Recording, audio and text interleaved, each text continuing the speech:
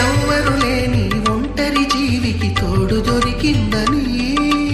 అందరూ ఉన్నా ఆప్తుడ నువ్వై చేరువయ్యావని